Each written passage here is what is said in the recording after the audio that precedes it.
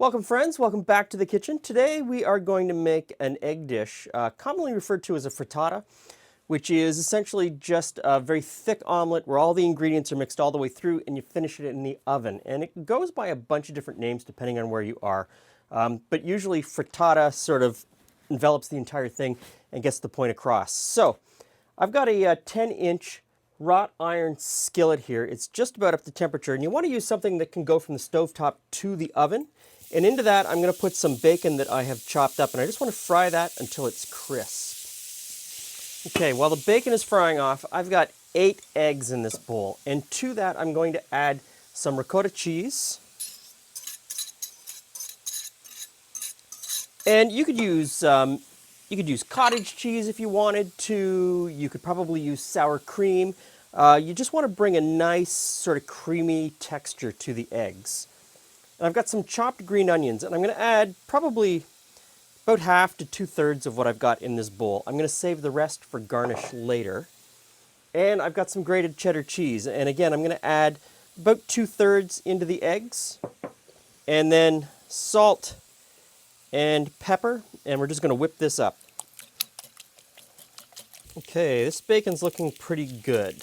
Now, depending on how fatty your bacon is, you may need to pour out a little bit of the fat. And I'm going to take some out because this is quite fatty. So I'm just going to spoon a little bit out. Now next in, I'm going to put some corn, and I'm using frozen corn. You could use frozen peas if you wanted to. You could use almost any vegetable that you like. I'm just going to put that in and fry it off just a little bit, just to warm it up and maybe give a little bit of color around the outside. Also with the corn, I'm going to go in with some pickled peppers, and these are homemade pickled peppers. And if you don't have homemade pickled peppers, that's fine.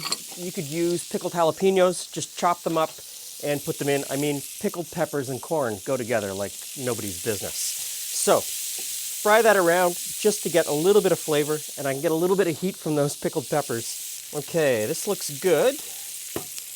Now, in with the egg mixture.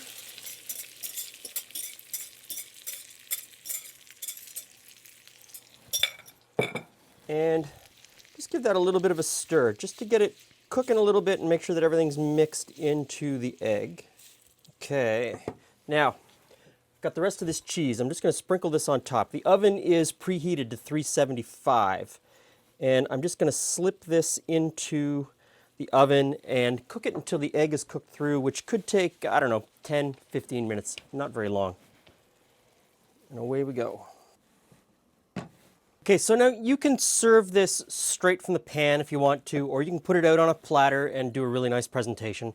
Sometimes I'll put a little bit of extra cheese on top and put it under the broiler and get a nice kind of crisp brown on top.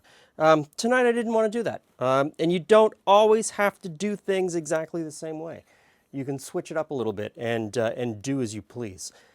But tonight I am going to put this out onto a platter. And let's see, can I get it out in one piece? Oh, pretty much. Look at that. And so I'll cut a little piece out here and we'll give it a taste.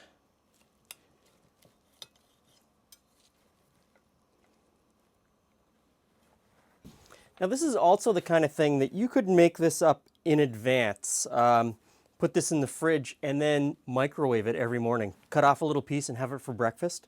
It does reheat really nicely. And like I said earlier, you can put almost anything into it. Potatoes are really good, cooked potatoes. Okay, I really like this. I like this on so many levels. I love the flavor of this combination. But I also like the fact that you can add different things. You can put some hot sauce on this. You can put anything on it. You could change it. Really, the sky's the limit with your imagination. So, give this a try. Thanks for stopping by. See you again soon.